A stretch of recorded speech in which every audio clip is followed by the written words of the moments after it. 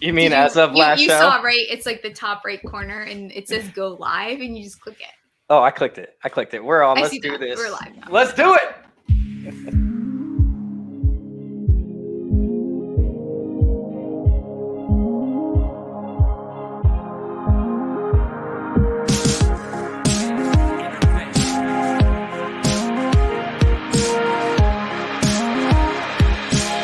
This is Fantasy Intervention.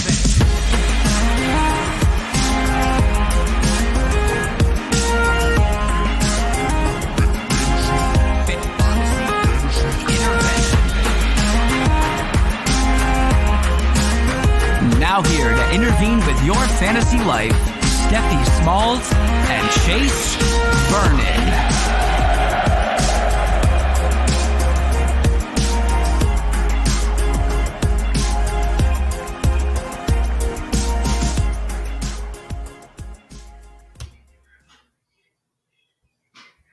What's going on, guys? Welcome on into yes, another episode of Fantasy Intervention. We are doing a double header tonight. Oh, yes, very excited to get this one kicked off, especially since we have such a special guest in with us, Ryan McDowell. What's going on, Ryan? How you doing tonight? What's going on, guys? Glad to be on here. I guess you guys already had the main course with my man Jason, so I'll pick up the crumbs he left. Oh, come on. You're the dessert, baby. You're the dessert right on top. Okay, that works. Oh, man, I love it. Ryan, real quick, man, where can we find you? What you got going on? Tell us a little bit about what's happening over there for you. Yeah, for sure. You can find my work at dynastyleaguefootball.com. Actually, one of the partners over there as of about a year and a half ago. So, we're really proud of everything we've got going. And hey, what's up, Mike? Hey, Ryan. What's up, buddy? How you doing? Doing well. No, we're happy with what we've got going on at DLF, and this is like our time of year, right? This is the dynasty season with the Super Bowl almost here, and we're ready for all that rookie content and everything else. And you can also find me on Twitter at RyanMC23. Yeah, and that's a big reason, that I brought you on is for the rookie content and all the stuff you guys are covering over there at DLF. So very excited for that. And then, of course, I missed somebody desperately. Like, there's somebody that did the whole entire season with me every single Wednesday night. Yeah, it was me. No, get out of here, Steph. It was, of course, Daddy's Home FF, Mike in the flesh, back to come on another Wednesday night show, man. Missed you. What's going on? What's up, man? So, I brought some bourbon. So, Ryan, are we doing Thanksgiving food again, or what are we talking about tonight? Hey, we can do whatever. It's the off season, right? We can talk about it all. I think last time it was Thanksgiving side dishes, Disney, and bourbon, if I remember correctly. That's right. Yep. That's actually the show that I saw as well. So, yeah. Very excited. What's up, Sal's in the chat? We got Troy's in the chat. Everybody's in the chat. Sugar Tits changed his name back. What's up, boy? What's up, my man? Love it. My most loyal fan I ever had. He stuck with me through all the mic problems and the hangover hair. He was he stuck with us. Oh, man. So, of course, guys, we're going to be talking a little bit about some of the performance, characteristics, I guess, of some of the players in 2020 or the rookies in 2020, I should say. We're going to review a little bit of that. We're going to play a game tonight. We're going to play a game that's going to be so much fun. And then we're going to be talking about some of the back-end 2020 rookies who could end up making that leap. So before we end up getting started onto all that, let's go ahead and throw this up. It's a Mike special. Come prop up on Thrive Fantasy this season. Thrive Fantasy is a daily fantasy show app for player props. They've eliminated the need to do countless hours of research because they only ask you about the top tier athletes. Choose 10 out of the 20 player props for the NFL options to build your lineup. Use promo code CIRCLE when you sign up today, and you will receive an instant match bonus up to $50 on your first deposit of 20 or more. For those of you who struggle at math, that would mean if you deposit 20, you will get 40, 30 gives you 60, 40 gives you 80, all the way up to that $50, $100 bonus. Again, use promo code CIRCLE to get that bonus. Download Thrive Fantasy on the App Store today or Play Store, or by visiting their website, www.thrivefantasy.com. Sign up and hashtag prop up today. Never gets old. Never gets old. All right, so let's go ahead and let's kick this off with, a question about the Super Bowl. And I just want to know if anybody has any kind of crazy takes. How Davey Williams last year probably should have won the MVP in the Super Bowl, but they gave it to Mahomes, which is understandable. Is there any kind of standout, like maybe Clyde Edwards-Helaire could take 2 to the house, or any kind of things that you guys might not, or the public might not have predicted to happen? We'll start out with you, Ryan. Yeah, we're just ignore Steph there. Yeah, please. It's the normal. It's normal here. This is the environment that we create. All right. Stop it. I'm kind of looking at a couple of these wideouts who have not played lately for each of these teams, and I wouldn't be surprised if they made a little bit of noise. We're talking about Sammy Watkins. It looks like he's going to be back on the field, and in basically every game that he's played, he only played 10 this year because of a couple different injuries. But in every game he played, he served as the wide receiver too, behind Tyreek Hill, and really we know that's the third option with Kelsey there too.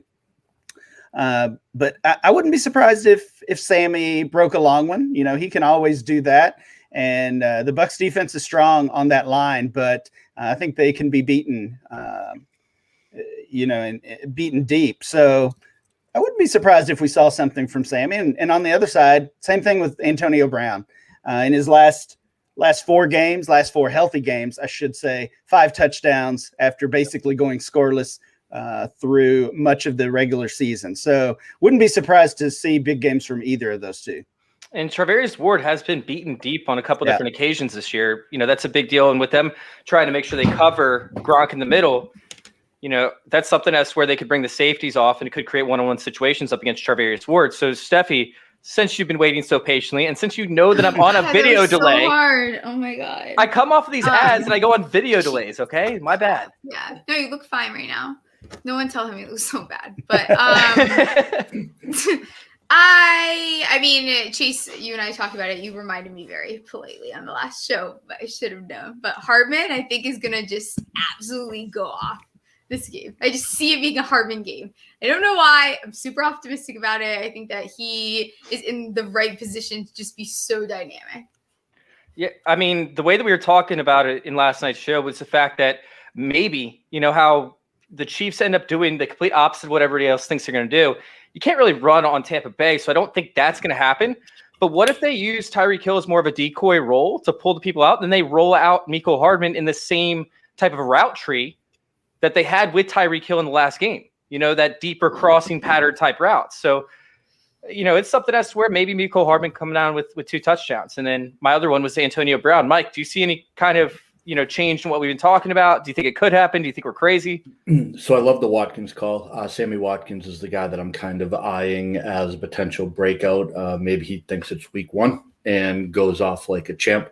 The other guy that I'm keeping an eye on is Cam Brate. I think Cameron Brate could be a sneaky play if you're looking for, that kind of out of nowhere couple touchdowns guy. I don't expect a huge yardage game from him.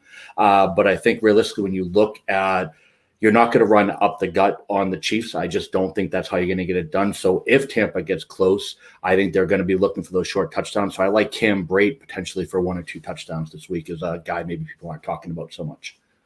Yeah, I will add in one more guy in there. We look at the amount of receptions that the Tampa Bay Buccaneers have allowed to the running back over the past 5 to 7 games or so. And it's averaging out to be about 7 or 8 a game, I believe. Don't have those numbers right in front of me, but just from the studies I've done, I'm pretty sure that's accurate. So, maybe Clyde Edwards-Helaire can do something in the receiving game, but it's not like I'm banking on it to happen. I feel much more confident in Mecole Hardman. So I guess here's a question. If I'm going Tampa Bay running backs, do I go with the coach who's been leaning on Uncle Lenny, or do I go with my gut, which tells me this might be a Rojo game coming from behind?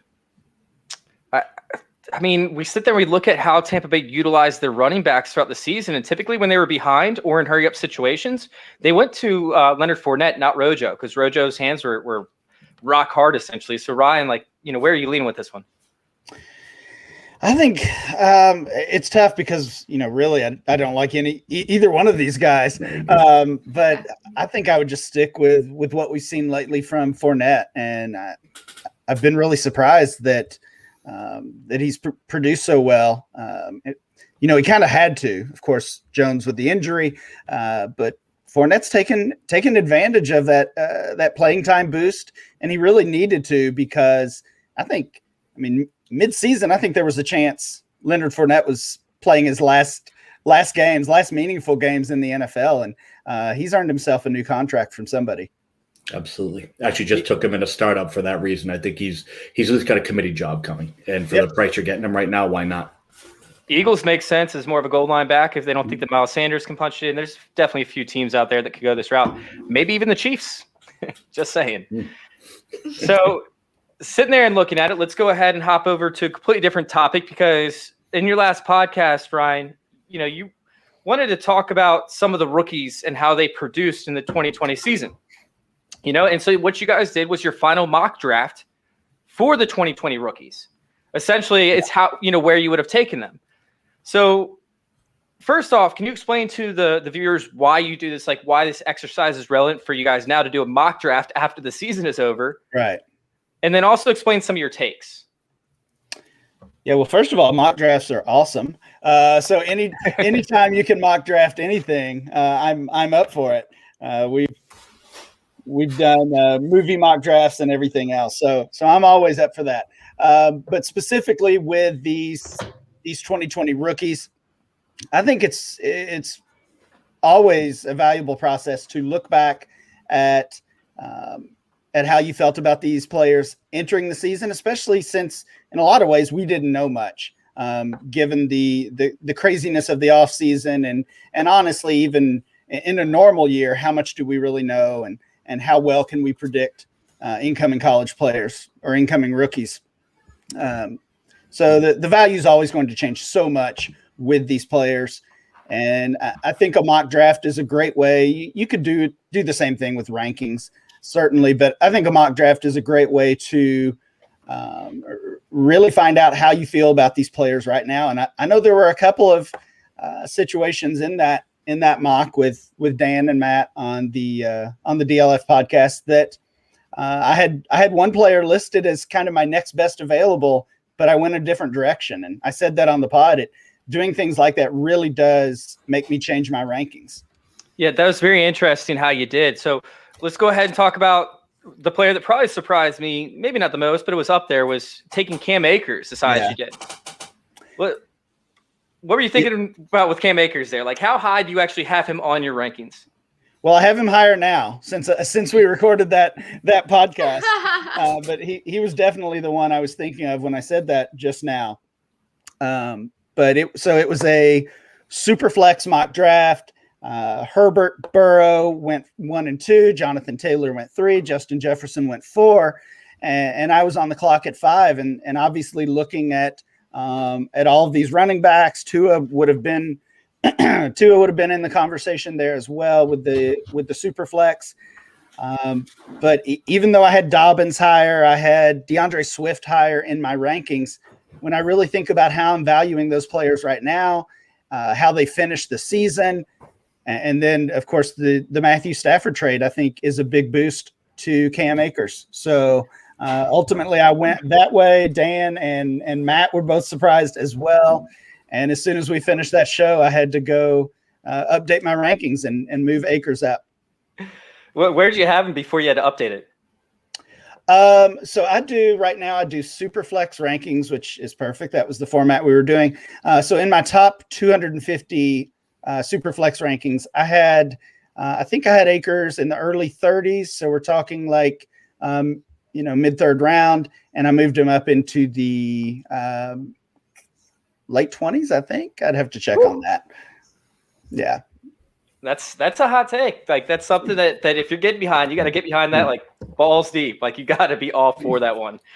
So let's go ahead and let's play a little bit of a game, more of a conversation piece. We can talk about all these topics that we're bringing up, all these players that we're bringing up, because I'm pulling up Dynasty Trade Calculator. I'm sorry. I apologize. Fantasy Football Calculator. I'm going to 2021 picks, and I wanted to look at some of these rookies. All right. Don't go to that. Don't go to the site. Don't run there, because it's a game. All right. It's a trivia game.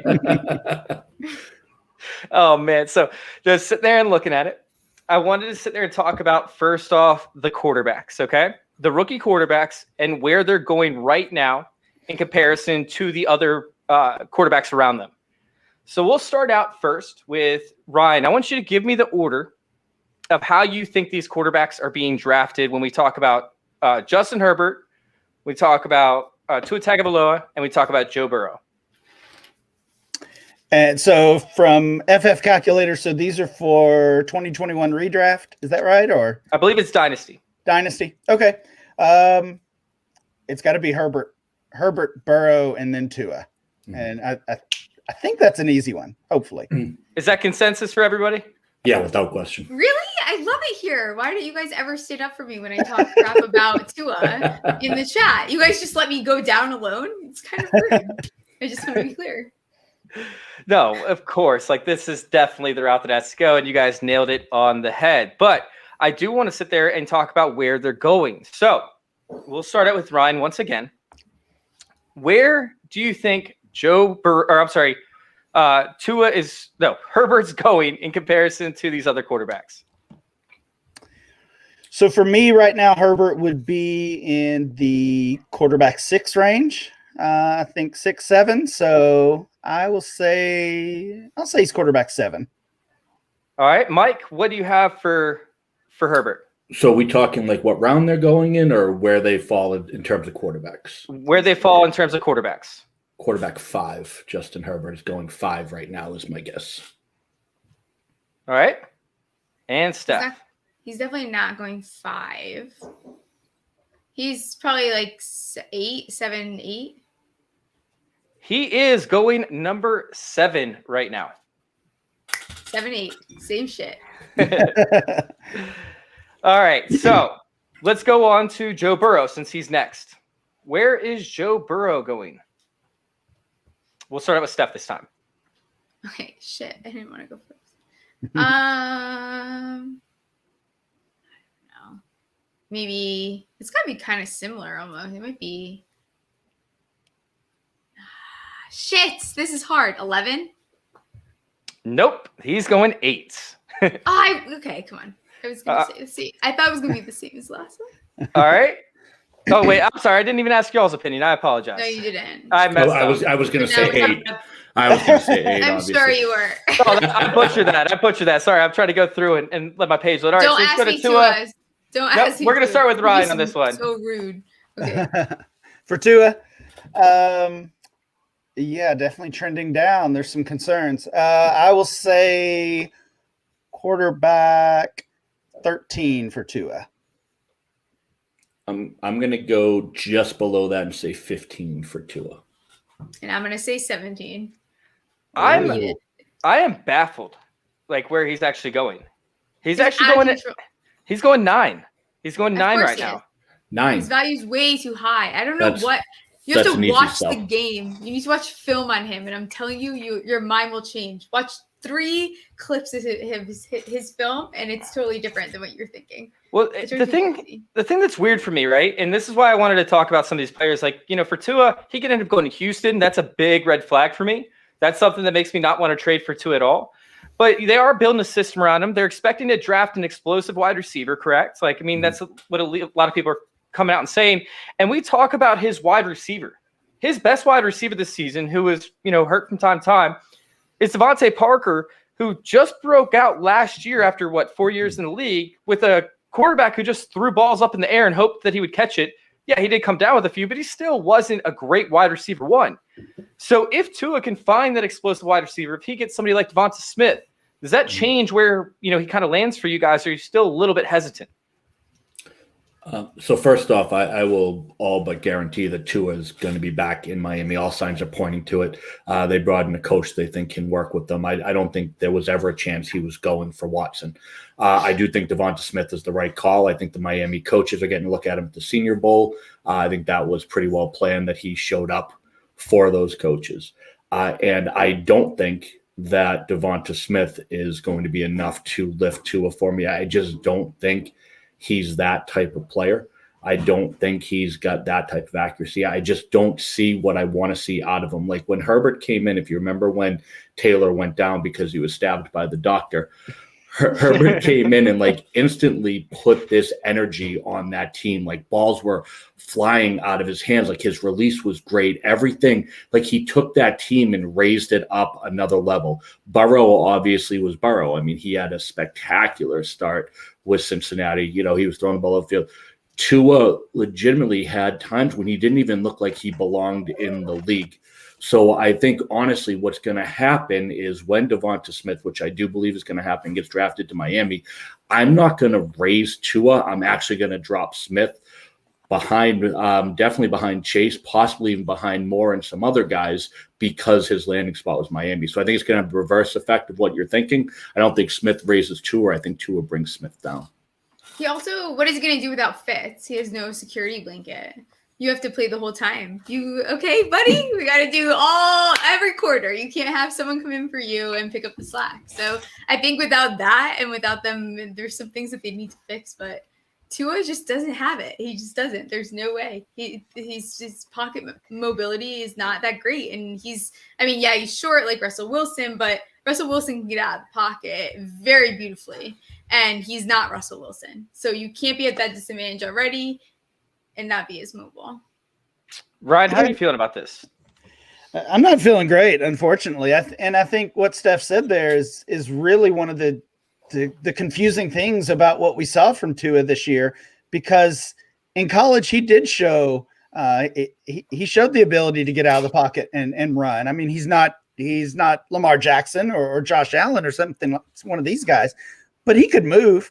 And then this year, I don't know if it was that injury that he had in college or what happened, but he just literally was not willing to run out of the pocket. It was that first look, and then he was throwing it away, which obviously is not good for the Dolphins. It's not good for fantasy players. The other thing I think that kind of went against just the whole Tua package is we saw Alabama basically play even better than they did a year ago. We saw Mac Jones come in and didn't miss a beat, certainly, as he was a Heisman finalist. And I mean, Alabama did not miss Tua this year. So I think that kind of hurt the perception of him as well. It was, but don't you think that could have been the coaching staff that told him, don't run, throw it away? No. I don't know, really. Like I said, to me, it's a confusing piece of his game. It's I don't know the answer. I don't know why you wouldn't.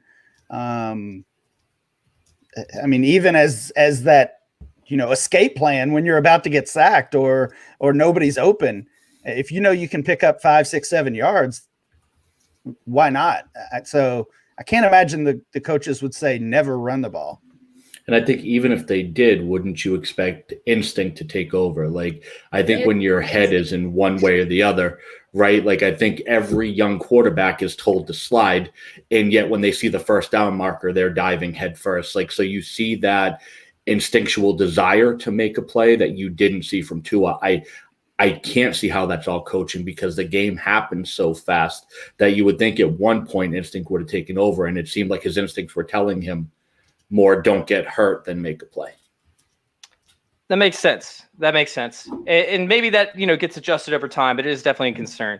So let's go ahead and hop over to the running backs. And before we do, actually, I did want to bring up the fact that Salita brought up Tua succeeded on the biggest level at a very young age. So doesn't matter. Keep that in mind. The biggest level is the NFL, right? Yeah, literally. So, exactly. Thank you. I mean, Alabama's pretty good, but it's not the same thing, though. It drives me crazy. We'll see what happens with Tua. I like Tua. I'm not drafting him at number 9 overall. You couldn't pay me to do it. Well, yeah, that's the thing with Tua. I mean, in the end, and we kind of say the same thing, or I've heard a lot of people say the same thing with Jerry Jeudy, that that they're a great buy low. I think Tua would be a good buy low in the super flex format, but we're just not seeing his price drop enough to really make that a reality. Kind of the same thing with Jerry Jeudy. I still like Jerry Jeudy a lot, but his price is not dropping that much. All right, so let's go ahead and hop on to the running back position. This one's interesting because we had a late season breakout from 3 different candidates. We had a midseason breakout from 2 different candidates. So sitting there and looking at it, let's start with you, Ryan. Who do you have ranked first? Let's go through the top 5 real quick. Running backs. Sorry, I was reading Sal's comments. Yes, running backs. Who's your top 5 running backs? Jonathan Taylor. Jonathan Taylor 1. That's the easy one.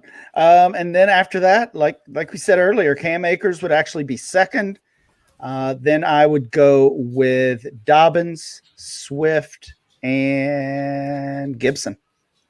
Wow. Next time, can you at least warn me that you're just gonna like totally break my heart or blow your mind? Some kind of warning. Wow. Okay. Oh, Steph, who do you have? Well, I'm recovering from that activity. That I actually also have Taylor at the beginning. Let's see, but I would still put Saquon second. Oh God. Oh, I'm sorry. I thought we were talking. No, I thought we're, you were talking rookies. no, we're talking rookies. Oh, okay. we are? Okay. Yeah. Well, that's a lot. Chase, we did this last show. Chase expects me to just answer these questions. I have no idea what's going on. We're talking Just 2020 rookies. Yeah. Okay. Then I don't really have much argument for what Ryan said, as much as I want to argue. All right, Mike. All right, so here's the killer because, like, I learned Dynasty listening to Ryan, so going against him kills me. But I'm going bring to. it on. That's all right. Number 1, Taylor. Like you said, that's the easiest one of the bunch. Like tier break right there, Jonathan Taylor. He's probably my Dynasty running back 2 overall. Never mind rookies. From there, I'm going DeAndre Swift, Cam Akers, J.K. Dobbins, and then Antonio Gibson. That, and honestly, the only struggle that I'm having right now is Gibson or James Robinson in the 5 spot. Everyone else feels pretty well locked in that spot for me. I like what I saw from Akers. It's just that Swift, to me, brings that next level receiving game that I think is going to shine through. I think he's going to be that explosive play. And I think he's the only one that challenges Taylor. And the fact is, when I look at one of the things that I like to do, and I love going back and looking at the drafts, because the other thing I do is I always look at the early rookie mock drafts, because what happens is April comes and everyone shakes the snow globe, and that's how you end up wasting a pick on like a CEH, for example. And what we saw coming out in January was DeAndre Swift was the consensus 101. It wasn't even close. If I looked at, Ryan, if I remember your ADP, I mean, it was almost across the board. I think he was like an average 1.1 in the rookie drafts. Like very rarely do you see him going out of there. Then you get to the combine, and all of a sudden Jonathan Taylor is that 1A after what he did, size, speed, freak. But again, Elaire was more like the consolation prize. He was more like, you know, if you have to get a running back, he's clearly 5 out of the group, if not worse. And then the draft comes, and all of a sudden he's 105 in redraft, which is insane to me. So I still think when we look at what we've known from these guys, because their rookie year, they're adjusting to the league, they're making these adjustments, and they all kind of had that breakout. I'm still leaning on the fact that DeAndre Swift was the consensus top talent coming out that year, and I still think that's going to shine through regardless of situation. All right, you guys ready to have your minds blown? Because this is where it's actually at. Just giving you a heads up, okay? You guys and your rankings, it's cute, but this is where it's actually at. All right, so honestly, like I'm on the edge of putting Swift above Jonathan Taylor. It is very close for me. These are your rankings? These aren't like serious rankings? No, You're this just is being that serious about your rankings? This Yeah, he's is- telling no. us that his rankings are gospel. Okay. Yeah, they're definitely not. But go ahead. All right, so sitting there and looking at it, Swift is very close to overcoming Jonathan Taylor because of the system that he's going into with Anthony Lynn. Anthony Lynn likes to use his running backs out of the backfield. He likes to, give them opportunity to catch passes. Meanwhile, you have Jonathan Taylor still there, and he could actually see work taken away because of the fact that, they could bring in a slot receiver like Godwin, like Juju Smith-Schuster. They could bring in a better quarterback, somebody that doesn't check down to running backs as often as Philip Rivers does. Still like both of them. I right now have Jonathan Taylor, like I'm talking about edged slightly ahead of DeAndre Swift. Following that, I have Antonio Gibson, who was RB3 for rookies on the season, who, by the way, did not play any passing downs because guess what? He was a wide receiver in college. Wide receivers in college don't get to pass block.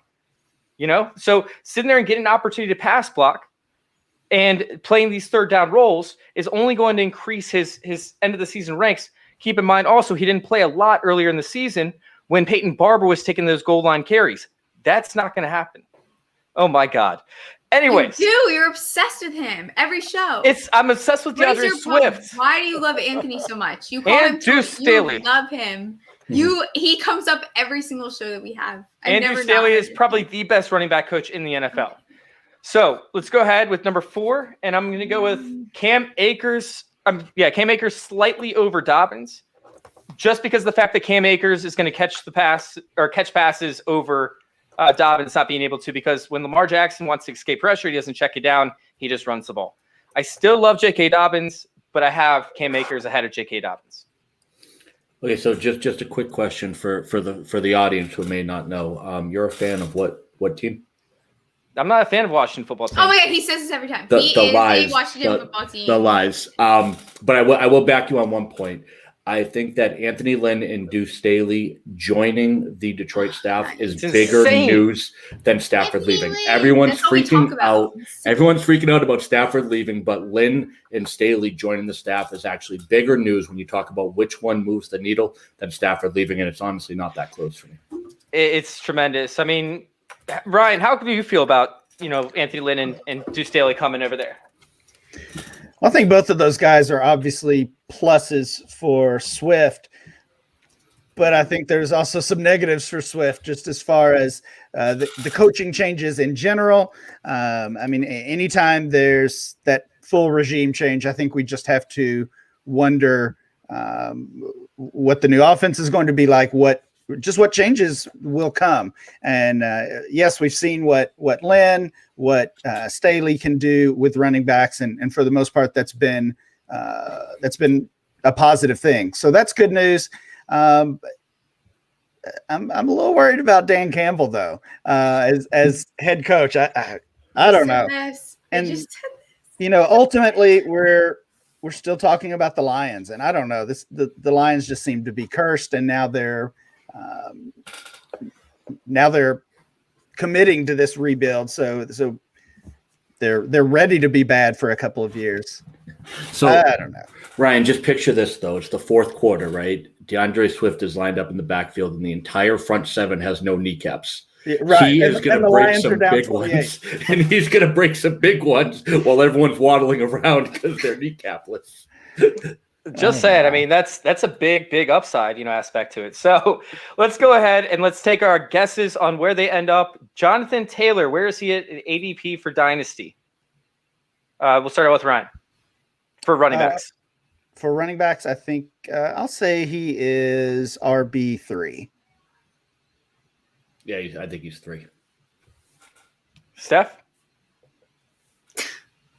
Where is Jonathan Taylor? I think he's 1.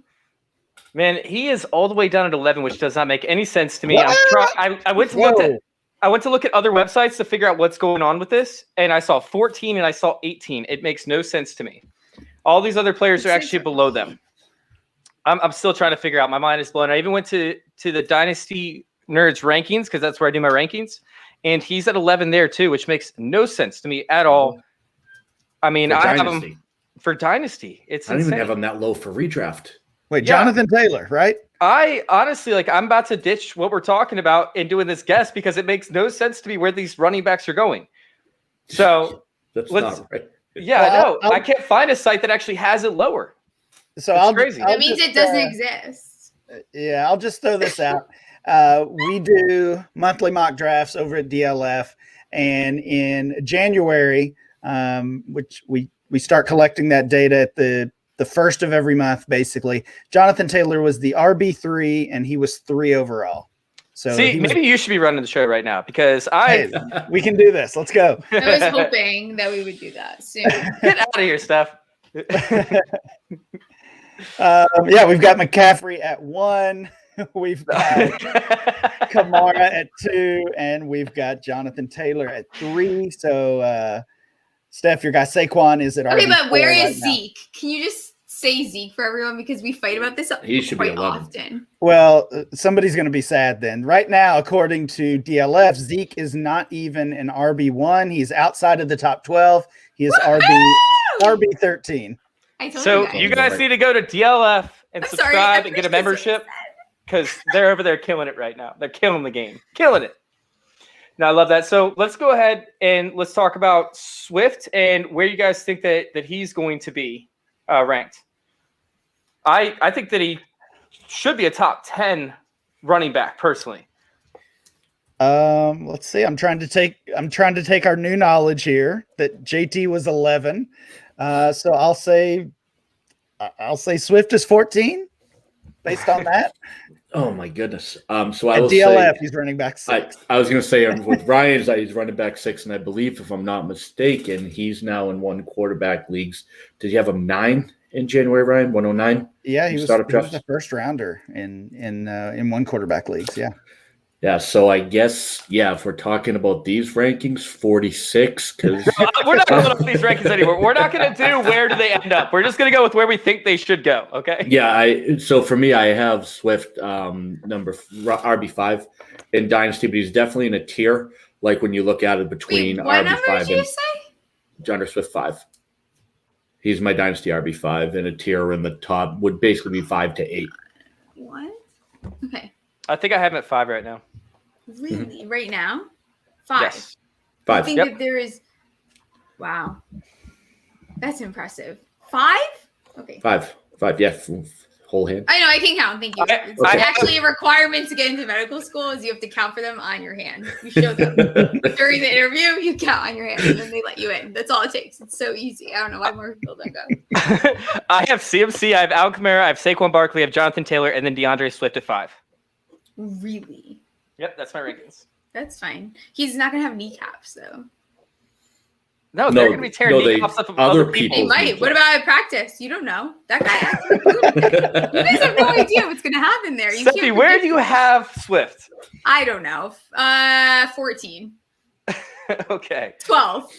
Oh, God. All right, so let's go One of those to two. where we think we'll go with Cam Akers should end up. Ryan, you want to tell us? Because, you had Swift obviously after Akers, right? I do, yeah. I've got to do some counting now. Let's see. I've got McCaffrey and Jonathan Taylor as my top 2 guys. Kamara, Barkley, Cook, and then I've got Cam Akers. So I've got Cam Akers RB6, and then I have Swift at 8. Or no, actually 9. Sorry, Swift at 9, and Akers at 6. God, the more I listen to you, the more I put Akers like higher and higher. So prior to your show, I had Akers at 27 and J.K. Dobbins at 17. And running backs? Yeah, now I have Cam Akers one spot ahead of J.K. Dobbins. And yeah, you're just talking me into it more and more. Yeah, running back is so deep right now. And it's really thanks to that 2020 class, right? I mean, if you go back to startups, I guess from 2 years ago, they're looking pretty ugly right now at the running back position. And then just this class alone, we've got all these guys we're talking about, Taylor and Swift and Dobbins and Akers and Gibson, James Robinson. All of those guys are at least in consideration to be top 12 running backs. I mean, half of the top 12 running backs are rookies from this class. They really did save the position. I think 2021 quarterbacks might do the same thing. I'm sorry. I think I said 27 as the running back. I meant the overall position. I have an RB16, and I'm moving him up to RB13. Yeah. What number did I say? 17? This is Akers. This is Akers. Yeah, I have him RB8. Woo! Oh, holy! Giving him a lot of credit. That's spicy. It's not that I'm giving him a lot of credit as much as I'm seeing a drop off of the people that I have below him. When you look at it, realistically, Zeke falls out, Josh Jacobs falls out, Miles Sanders falls out. A lot of these guys, Joe Mixon, a lot of these guys that were top 10 locks beforehand have dropped off for me by a considerable amount. So glad. Come join us on the Zeke is not doing well side. I love it. I am always looking for new members. Oh my God, is it my Stephie. turn or no? Yes. Where do you have Cam Akers in your running back ranks? I have him at 13. Okay, that works. So you have him one spot ahead of Swift. Was that, or 2 spots ahead of Swift? Okay, well, if we have to add Swift into it, I thought this is a new. I thought I could collaborate. It could just be like a new I was just thing. curious. I was just curious. No, I don't. I think I had Swift at what? I don't even know what I said. 16. Who's recording? Yeah. I don't know. Who's I recording? think Ayers is kind of. I'm not like super impressed with him, but he's good. He's very. It's all ish. It's like, okay, once it's like you go past this top tier, I really don't give a shit, kind of. It's like there's 6 of you that are great, it's awesome, and then the rest of you is You want them all over Zeke? see what happens. I can't stand She has Zeke at like 36 or something. All right, No, I so don't. we'll It's start out low. with J.K. Dobbins. Mike, you want to take the start on this one? Yeah, I have Dobbins at 10. So again, they're kind of bunching a little bit for me, but I have him running back 10 as just a slight tick down from Akers. Ryan, what you got? Yeah, I've got him right behind Akers. So I have Dobbins running back 7. All right, sitting there and looking at. Oh, Steph, do you want to go first? Yeah, I have him at 9. I like it. Like I said earlier, I have him at RB 14. He's now going to slide back to RB 15. Do you guys have Aaron Jones ahead of J.K. Dobbins, by the way? Yes. He should be. I love Aaron Jones. I have Aaron Jones higher than probably anybody else, to be honest. I have him one spot ahead of Cam Akers now. So. I have him one spot ahead of DeAndre Swift. Ooh. What? You have it 4? Ew. Mhm. Whoa. Wait, what? I love Aaron Jones. Me too. 'cause he's gonna end up I in think he's so Arizona. low. He's No. going to He's Arizona not going He's or going Pittsburgh. to Arizona. I'm telling Arizona, you. Pittsburgh, or Buffalo, and he has very little tread on the 911, tires. please. I and need help right now. He's getting the because my friends DeMarco are Murray absolutely contract, freaking and they're going to delusional. beat the brakes You off guys of this are guy. But delusional. you're going to Okay. get top You 5 guys are running back so. value Is this for like 3 pillow years. talk? Is that what happens? You guys have pillow talk about Andrew Jones. We I do mean, ask Andrew, about kisses Aaron. while we talk about Aaron Jones. Okay. I think Aaron This is Jones is ridiculous. the most slept-on player in Dynasty I think so right now. too, but you're getting a little out of control with the Arizona thing. All right, Ryan, what you got, man? You pillow talking with us? Ooh, on Aaron Jones? No. It's gonna be hard though. Sorry, guys. RB12 for me, and above Antonio Gibson. So I could maybe even drop a little bit. Yeah, I just want to know where he plays. I mean, if Mike's right, if it's one of those teams, then yeah, he's probably going to move up for me. But right now, I look at it as a long shot that he lands anywhere that he can outproduce what he's done the past couple of years in Green Bay. Yeah, I mean, so that's essentially I had him at RB 14 or 13 or whatever it was, but I think that he could end up jumping up when he lands in Arizona. All right, so let's go ahead and let's move over to the wide receivers. So dumb. It's such a dumb take. Why is that dumb? Get out of here, It's Steph. just not gonna happen. Like it's so ridiculous to me. I'll collect my funds, It's fine. after he lands there. Okay. All right, so obviously we have Justin Jefferson, as the top wide receiver, right? Because I actually don't, but everybody else does. Why people do first? Wow. Okay. As You your mean top, top dynasty rookie? yeah. Oh. I keep forgetting we're doing rookies. Yeah, This is we're all doing- Ryan's fault. This is he's all close Ryan's with fault. number Sorry. 2, but he's number 1 for me. But it's close. Yeah, he's my number 1 right now. Is there a gap for you, Ryan? Not a huge gap. I'm still super high on CD Lamb. Yes, that's actually why I have one spot ahead of him overall ranking wise. I have him CeeDee Lamb as wide receiver 8, Justin Jefferson as wide receiver 9. Are you guys higher on these 2 wide receivers, or are you guys right around that range? Because I got called crazy for not having him as a top 20 player because I had him at 24. You have who at 24? Justin Jefferson, and CeeDee Lamb at 23, and then Justin Jefferson at 24. And I got called crazy for not having him as a top 20 draft pick overall. That's definitely crazy. You don't have him in your top 20. You think watching him play, he's not top 20. Not right now, but am I crazy? Ryan? Are we talking super flex?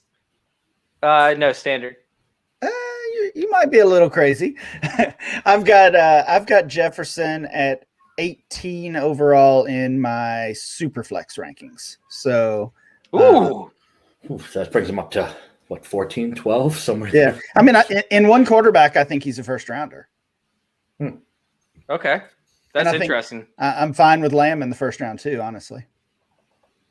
Wow. Okay, I'm a big running back, early person. So, like drafting heavy running backs. Mike, like, how are you feeling about this? Are you leaning more towards the late second round or the first round pick? I'm leaning more towards the first round. However, I want to put like a little asterisk on there. So I have Jefferson at number 4 in my wide receiver ranking and CeeDee Lamb at number 9. Now, that said, if you looked at my rookie rankings for running backs, I had CEH higher than Swift. And the reason for that is I knew if I took CEH, I could get Swift plus for him. I will tell you, it wouldn't take much to tip the scales for me to trade Justin Jefferson for CeeDee Lamb. You're talking a low second. I'm making that deal. Like it's pretty razor thin for me after we get past what I think are, really the top 2, which is Adams and Hill for me. After you get past that group, you get that kind of glut of DK, AJ Brown, Justin Jefferson, CeeDee Lamb, Calvin Ridley. Like that group really comes together into one mold where it wouldn't take much to tip the scales for me one way or the other. So if you ask me, am I leaning more towards the first round? Yes. Would I be happy with Justin Jefferson being my first pick? Absolutely not. I'd be looking to move him pretty much right after the draft. So, in other words, you have Higgins at 3, and then Justin Jefferson at 4, and then You know CeeDee how Lamb much at I love 9. Higgins. You know I love Higgins. Where is Higgins ranking for 3? you? Higgins ranking for me at wide receiver 14. Oh wow, okay, cool. And Stephie, again, it's a value play. It's not, how much I love him because I love him like more than life itself. But from a value perspective, you don't you waste Big the Mac first round pick. smoothie for him, man. I did. Pick up Big Mac smoothie for him. Steph, You guys like know where? that's the only show I haven't watched is because I don't want to see you drink a Big Mac milkshake. I think it's disgusting. It was a good show. It was I know, a great it show. sucks. You ruined it. I can't watch it now because I just can't stomach it. I love CeeDee Lamb. I know, Sal. I didn't look at this show sheet. I get it. It's funny. It's not that funny though. I love CeeDee Lamb. I think that CeeDee Lamb I put him above Justin Jefferson for sure. Okay. Where would you rank them about? Are you willing to take CeeDee Lamb in the first round of Dynasty startup stuff? No. He's an All right. early second for me, probably. Early second, somewhere in the second round is okay. Early second's a little too early. But I'm definitely not taking him in the first round, no. All right. So are there any other wide receivers that really stand out when it comes to, these top targets, these first 3 rounds? Any other rookies or 2020 rookies that you guys would be willing to invest in? Ryan, you're up. Yeah, in the first 3 rounds. I think Mike just talked about Higgins. I think Higgins in round 3 is okay. It really is just going to come down to the depth of the wide receivers. And then, in the next few weeks, we're going to see startups with these 21 rookies. And we're going to be talking about 8, 10, 12 more really good wide receivers. And honestly, that's just going to hurt the value of guys like T. Higgins who are, I guess on that edge of being like wide receiver 1s. Mike, do you have any other rookies that, wide receivers that you're willing to take in the first 3 rounds other than the ones mentioned? Yeah, no, I think it's Higgins, and then you have a drop off. You're probably looking about round 5 or 6 for your next rookie running back. I think that would probably be Brandon Ayuk if we were looking at the rankings, and I think he has a considerable drop off from the others. So I think you have really Ayuk and Judy. I'd be looking more 6th round picks, so no one that's even close or even sniffing in the top 3 rounds from the other than who's been talked about. Yeah, And I'm not Claypool taking in that Judy range, too. high. And Claypool, yeah, Claypool will be that next kind of 6th, 7th round. And those guys, I think I would probably go, you're right, Ayuk, Claypool, Judy in that order. Yeah, I wouldn't take Judy in the 6th round. That's pretty high for me. I'm not looking at him until he drops a little bit lower. What about the way that Urban Meyer likes to utilize his slot receivers with Laviska Shenault? That becomes, somewhat enticing, right, with Trevor Lawrence? You know how much I love this guy. I got the shirt on and everything. I didn't realize that was your shirt. Oh, yeah. I thought you were at a rave or something. No, this was Minshew Brofist. Master June designed this for Viridian Global for our Visca fan club. So I'm a fan, but you're not getting anywhere close to 3rd round for Visca. Love it. Absolutely love it. I think the Viska's up there, but honestly, I think that Chark probably takes the biggest jump out of these wide receivers. Ryan, are you in agreement there, or are you thinking that Viska's going to be the wide receiver 1? I think we can look at Chark as the wide receiver 1 there still, kind of that more traditional role of what we expect from a wide receiver 1, from a top target. But the LaVisca hype is going to be crazy this offseason. We've already seen him, based on our ADP at DLF, we've already seen him jumping up there. His January ADP was his highest ADP since he entered the league, basically over the past year. And I think it's going to continue to grow. Obviously, Trevor Lawrence. Where did he go? If you don't mind me asking, I don't want to give away all your secrets, but no, glad to share. I'll pull it up here. I do remember it. It was everyone write this down, okay? You can that's sell right. this later. Let's see. Who's being recorded anyways? Okay. So he was wide receiver 30. He was 58 overall, and again, that was his highest ADP over the past year. And honestly, looking at some of the names that were ahead of him, Cooper Kupp, Adam Thielen, Tyler Boyd, Cortland Sutton, I think he could jump all of those guys pretty easily. I would not be surprised if we're looking at him as a low-end wide receiver 2, according to ADP, and that's probably a little rich for me. Yeah. I actually got a question on Twitter, looking to trade for Laviska Shenault. What should I give up? And literally my answer was, you're too late. I didn't want to even go into more detail. That time has passed. If you weren't buying Laviska Shenault in October and November, you don't have them, because the guy in your league who has them is the one driving up Ryan's ADP because they love him. So you're not going to get them in a trade right now. So if you don't have them, you're already too late. And honestly, I mean, in active dynasty leagues, that's going to be true with almost every rookie. I kind of said the same thing about Jerry Jeudy earlier. Jerry Judy's not going to be cheap. Denzel Mims is not going to be cheap. People drafted these guys in the first round 8, 9, 10 months ago. They're not giving them away for a random second rounder. All right, so let's go ahead and hop over to the tight end position. Sit there and look at the rookie tight ends and who has a chance to, be that tight end 1 in 2021. And for me, I'm just going to start it out because I know what Mike's going to say. I'm going Adam Troutman. I actually have Adam Troutman ranked above everybody else. We have, Jared Cook's leaving town. This is something as to where Adam Troutman has a significant role and has performed when Jared Cook missed time along with Josh Hill. So let's start out with Mike, because we already know what he's going to say. So go ahead and say it.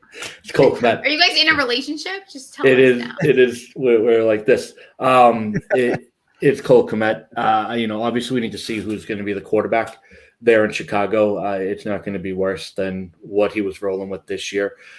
Jimmy Graham is done. Allen Robinson is out of town. That is a whole lot of targets. And if you watch Kmet coming on at the end of the season, not only were his numbers starting to ramp up and his targets were starting to ramp up, watching the games, he was awfully close to popping a couple more touchdowns, which I'm happy he didn't, because that kept his price pretty depressed. But this is a guy who I think realistically, when you look at who they're bringing back at the wideout position, who are they going to be going to at the goal line? Who are they going to be looking for? And what we saw, Chase, your favorite player, Dude Montgomery, at the end of the season, that efficiency, how is he going to hold that? I think realistically, the arrow is pointing significantly up for Kmet. He's obviously talent. Troutman and Kmet were those talents you were looking at coming out last year. So I think he's the guy that really makes that next leap, and I think next year is the year you see it. All right, Steph, what do you have? Mike is kind of convincing me one way, but I'm gonna ignore it and just go with my first take. But I kind of loved what Mike said. So I actually think Troutman as well. I think that he is going to end up having a super breakout year. This is a guy that, other than one game that he played, had 100% completion rate. He's very good at the position. I think he just needs to evolve. And with the direction that the team is going, I think that he's in a good place. I also don't hate Kmet. It's close. It's close. I have him back-to-back in my rankings. You have to keep in mind, too, that he was a quarterback, coming into college. and essentially got recruited as a quarterback and then realized he wouldn't get playing time. So he converted over to a tight end. He's a brand new tight end. You know, it takes most all the rave now, or a quarterback, and then you're a tight end, and then you're a quarterback. Like, what's going on? You know, it's been a thing. Like when you're too big, you know, and you're not mobile enough, and you don't have the right mechanics, you switch to tight end because, you know, they know the system. And tight end is one of the most difficult positions to learn because you have to learn how to block and run routes and learn the protection rates for the blitzes and everything. Like it is the most complicated position outside of quarterback. So on the offensive side, at least. So sitting there and looking at it, Ryan, you've heard all of our output. Like you've heard everything that we have to offer. Which side are you going with here? Or are you going to take somebody else? No, I'm not taking anybody else. I don't. No, Colby Parkinson? No. I mean, Harrison Bryant was pretty impressive, but I'm not ready to take him over either of those two guys. It's Troutman for me as well. I mean, we know Jared Cook is all but gone. The early reports, I don't know if we can believe these, and we don't want to necessarily rely on this, but it seems like they want Jameis. I think that's a good thing for all pass catchers. So yeah, Troutman is the one for me. They're both pretty good values though right now. Love it. Oh, I love me some Jameis. All right, so we got to. Can't wait. Ryan, are you in a rush to get out of here, man, or do you have like a little bit more time to do one more segment? No, I'm good. Let's do it. All right, let's hop on this. I want to talk about some of the players who are in the back end of the 2020 rookie drafts. Steph, that's rookie drafts. Who can Thank you. Oh my God. Who can make a massive jump in 2021? If we don't have a quarterback, you know, we can have some fun with it. Like it doesn't have to be, you know, strict with that because I think there's really only one who could make a significant jump, maybe two. So I'm just going to throw mine out there just for the hell of it, like Steven Montez, who is the backup for Washington. You know, maybe if Taylor Heineke doesn't work out and they're not able to bring in a quarterback, maybe they bring in a system that Cam Newton used early in his career. I don't think it's actually realistic, but it's fun. You know, it's fun to talk about. Fun to imagine. Yeah, you're digging deep right off the bat. I like it. I'm not going quite that deep. I would say Jacob Eason. You know, we saw nothing from him as a rookie with the Colts. Obviously, Rivers is gone now. I mean, they've got to do something. I don't think Jacob Eason is the answer for Indy, but I do think there's a chance he gets at least more playing time in 2021 or some playing time, right? He got none. All right, Mike, who you got? Well, I mean, he took. I don't know what to do now. I'm scrambling. Yes, I'm tilting. Do you have one? It was Eason. I mean, he's the only one realistically that. Wait, do I have to say a quarterback?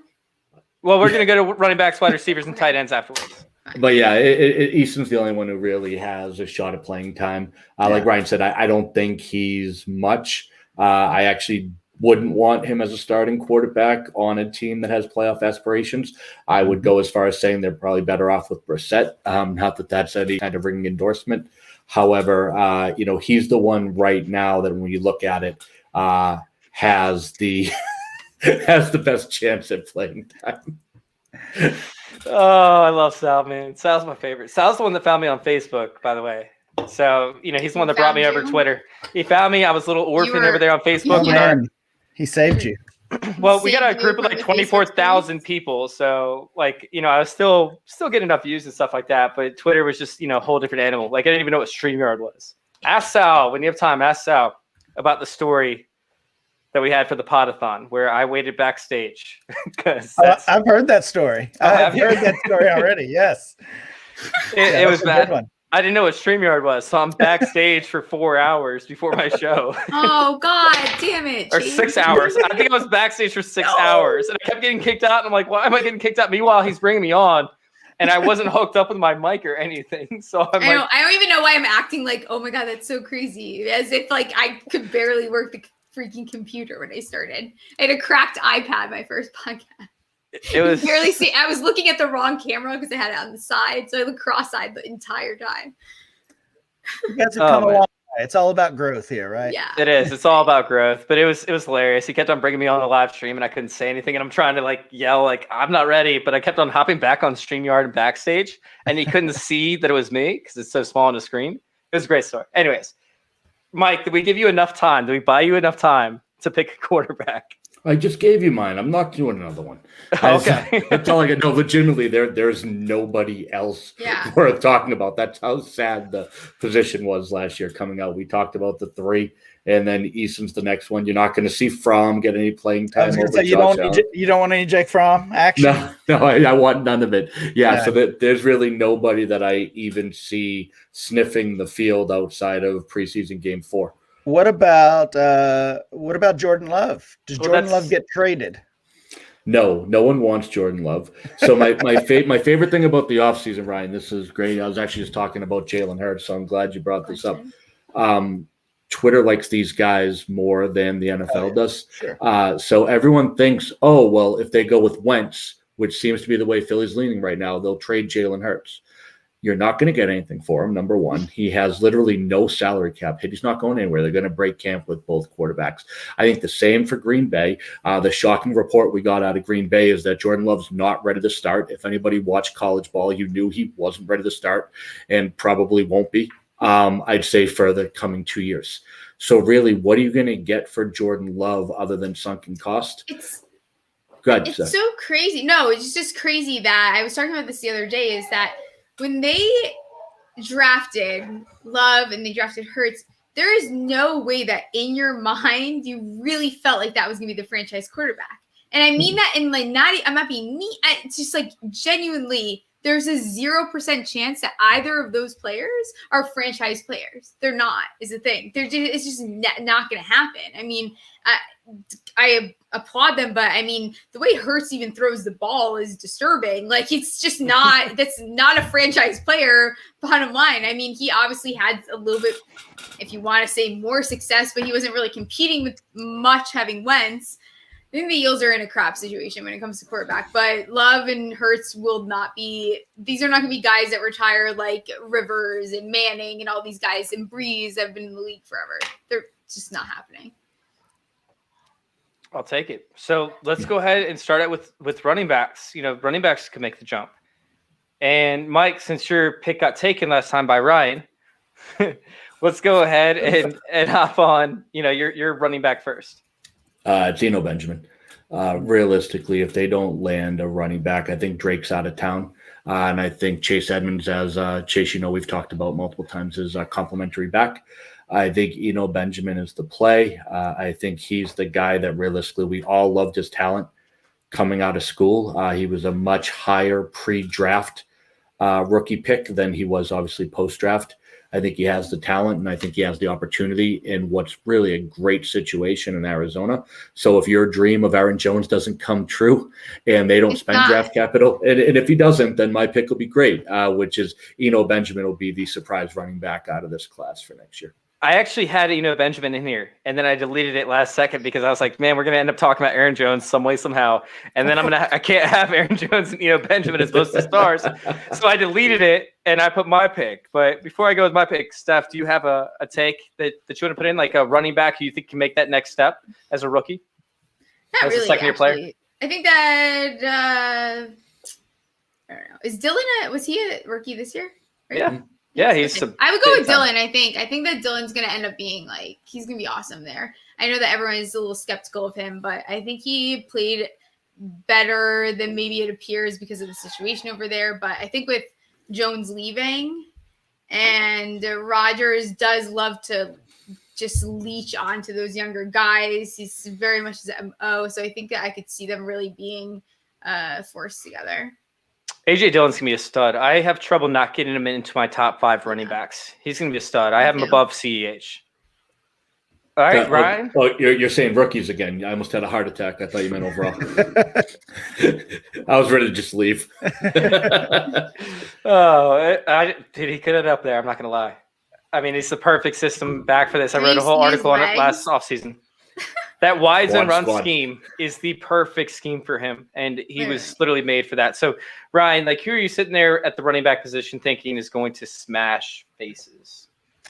I've got a couple deep guys that, again, could at least see some more playing time. DJ Dallas in Seattle, both Chris Carson and Carlos Hyde are free agents. I would expect Carson ends up staying Hyde's probably gone, but maybe some more playing time, maybe that primary backup role for DJ Dallas.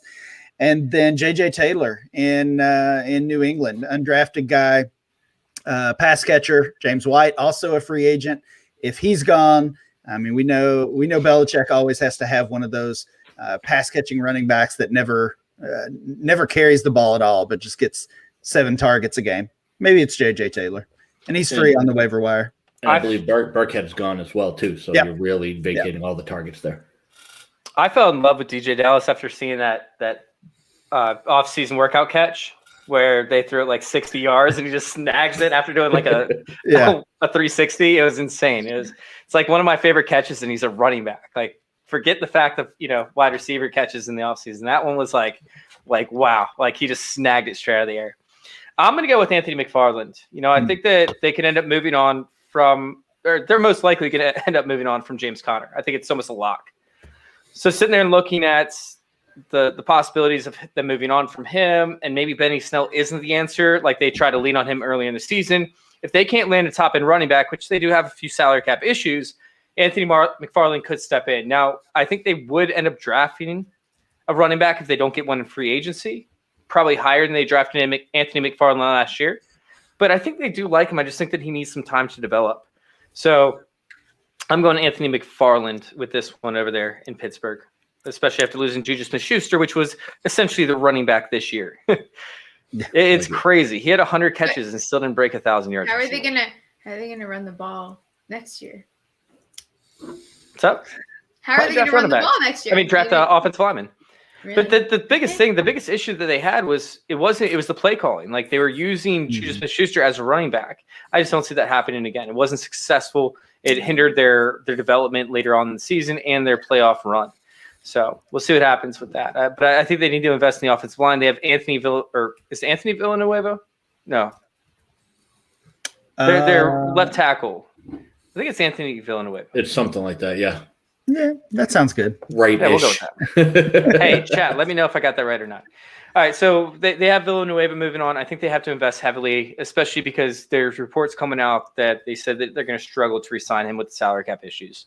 I think they're going to invest heavily in the offensive line this offseason because they need to protect their future quarterback. Ben Roethlisberger's not going to be there for a long time. Mm-hmm.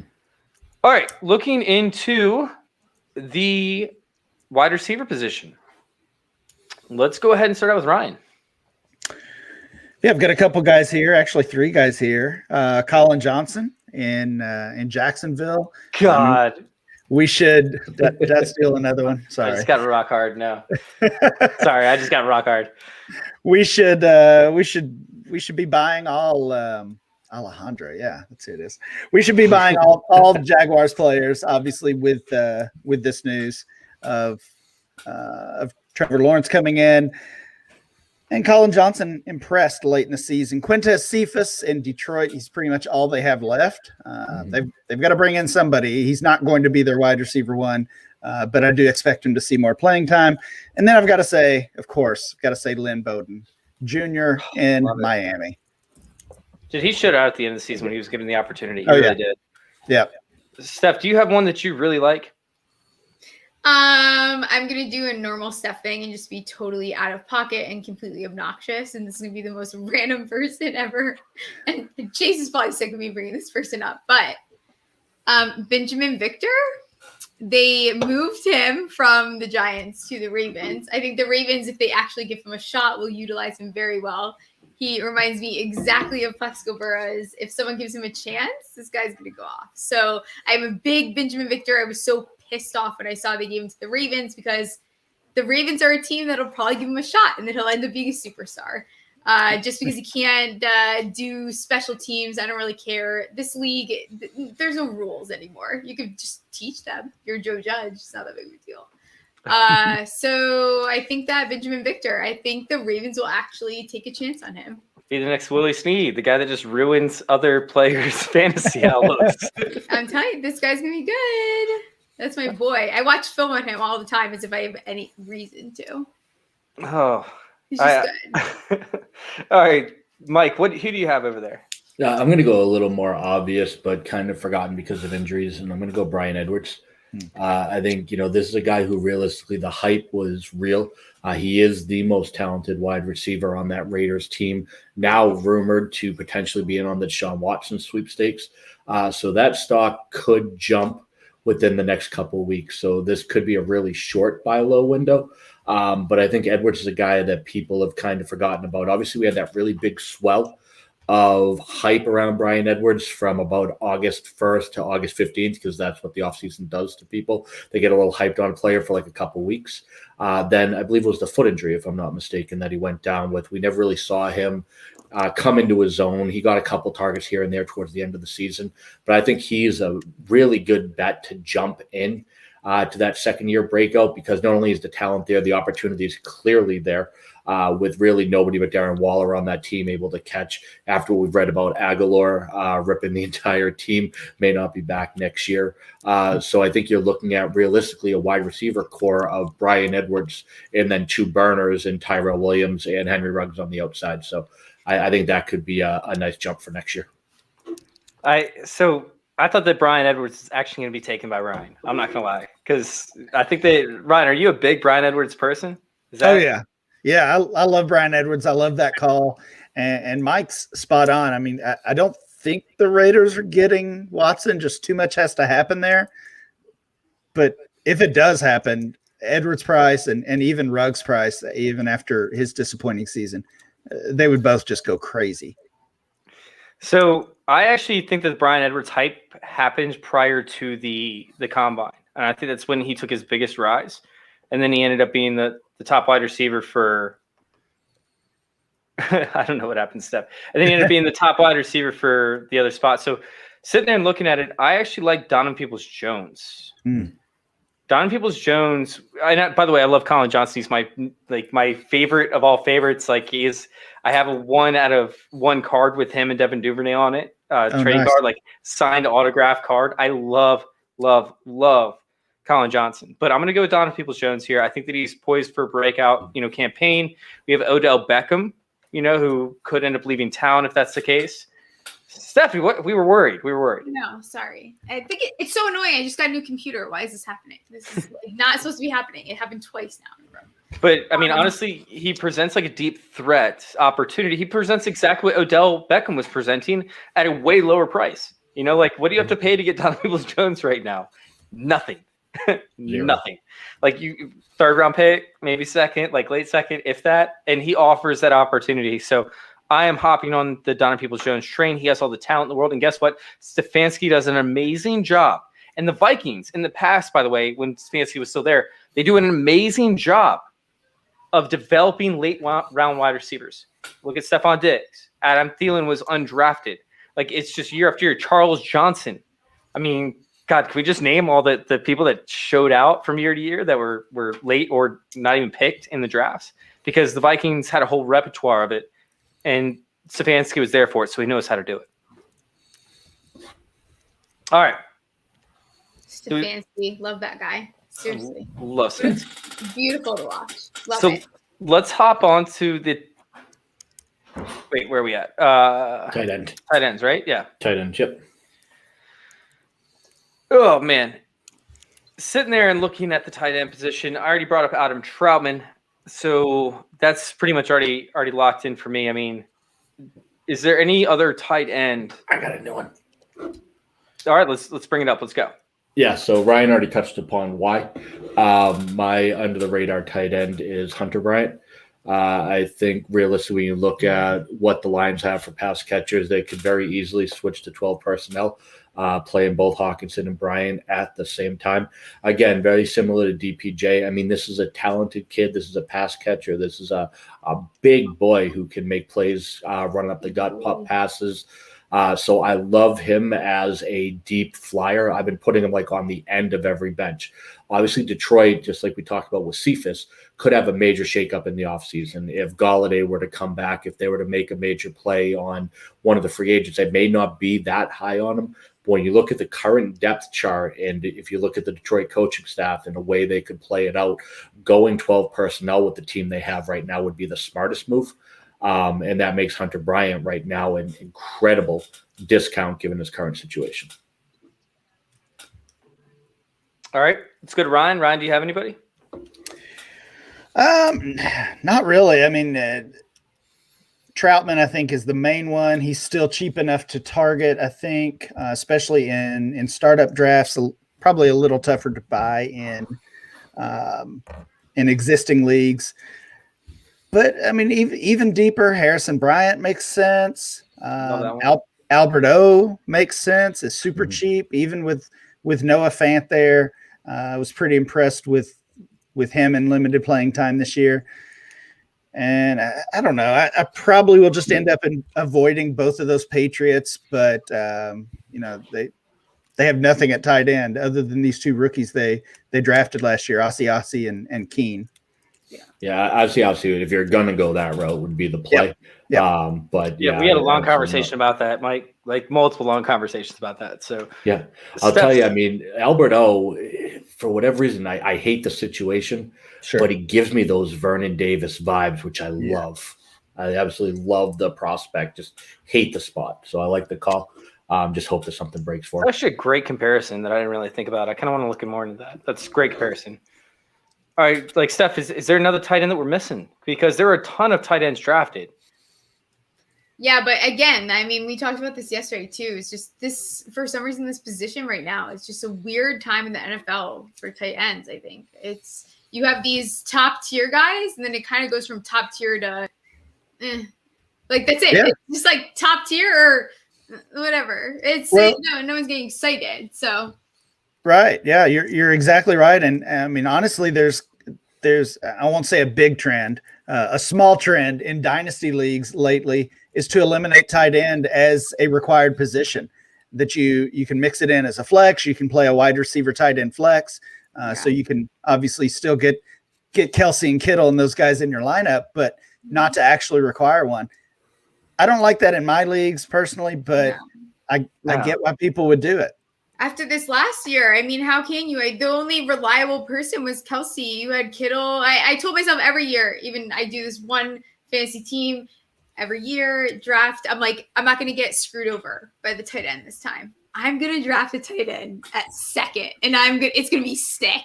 I draft Kittle. I'm like, are you kidding me? I'm like, there's no way I'm losing this time. I'm going to just go tight end, second round, screw it. And I took Kittle, and then it was screwed. So I feel like the tight end position is just a weird time. Evan Ingram blows. A lot of people have him. He couldn't be worse. So it's weird times in the NFL with tight ends. So sitting there, by the time that we have this conversation again, we'll do it in the same day in about 10 years from now. All right, Ryan? Same day, mark it on the calendar. Yep. We're going to be playing, and it's going to be like 7 or 8 different flex positions. All right. There's going to be no quarterback, no wide receiver, no running back. Everybody's going to get a point per first down, point per pass attempt, point per completion, and that's pretty much what it's going to revolve around. So it's kind of crazy how everybody's pushing for these things. Like, this is part of fantasy football. This is part of the challenge of it. It's supposed to be a challenge.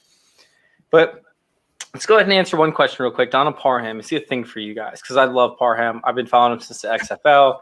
I discovered him in the XFL. I didn't discover him prior to.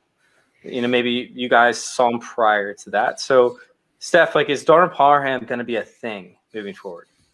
I think it's too soon to tell with him. I think saying that he is going to be excellent is definitely a little bit of a push, but I wouldn't be surprised if he ends up being one of these other. Okay, I don't think he's going to be great, but he may be one of the other. Okay, hanging out with Komet and everyone else. Yeah. Hello. Pretty much what almost every tight end is right now. With Komet. Really? But after this season, would you? Oh, lower than Komet, but down there. Because when I think of tight ends that I really want on my team, there's 3, and that's it that I can think of. And then after that, it starts getting very bizarre. I don't know where I'm going, what I'm doing, so he just would be on the lower end for me. Ryan? Yeah, I mean, for me, it's always, when you're talking dynasty, it's always a question of price, and the price is great on Parham right now because he's almost free. He might be on the waiver wire in your league. He's going to be near the end of a startup draft if you're drafting soon. And Hunter Henry's a free agent. They tagged him last year. I don't think they're going to tag him again. No.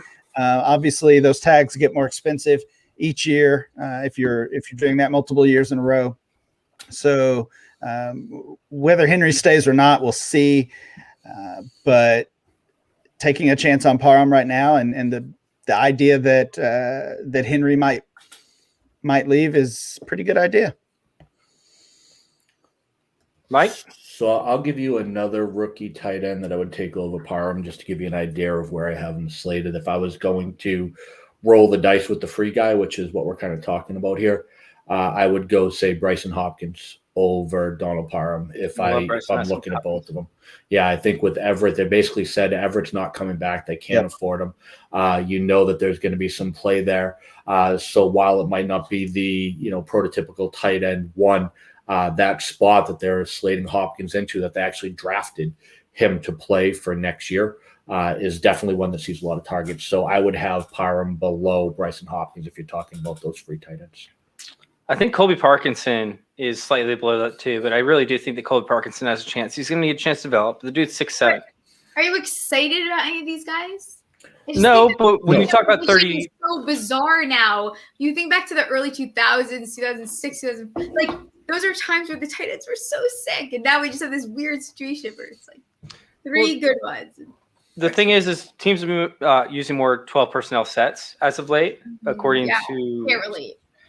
Some, I don't even remember which site this was, but essentially teams use more 12 personnel sets, and you're really looking for younger players who could bust out like in their second, third, fourth year for these 2, 3, 4 years in Dynasty, and having one of those top tight ends in Dynasty is worth holding in most cases. Now, let's do one quick round, and then get out of here because we're way over where we normally are.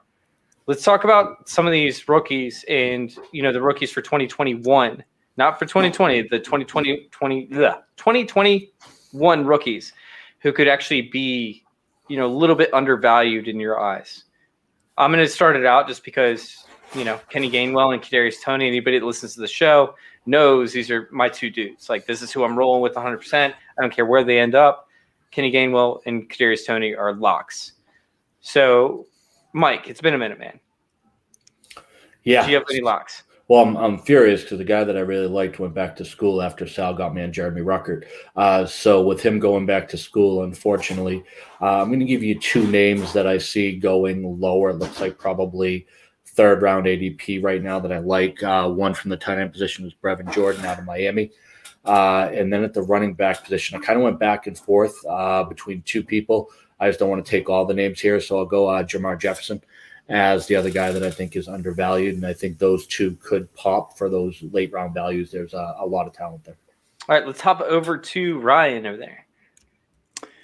Yeah, a couple of wideouts that look like they are probably going to be second rounders in Dynasty rookie drafts, at least in the early going.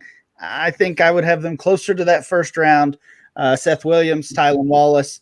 Those guys are not super deep at all, both pretty well known. A little bit deeper, Dami Brown and running back Ramondre Stevenson. Seth, do you have one ready? Because I feel like we took all of yours. Yeah, everyone. There's someone that I'm thinking of, but I can hardly read my notes from my whatever I was trying to do over here. So I don't know what I was trying to say. Maybe so Chris everyone Olave? else stole mine for the moment. Maybe Chris Olave, because I know that we were talking about him a couple podcasts ago. Maybe.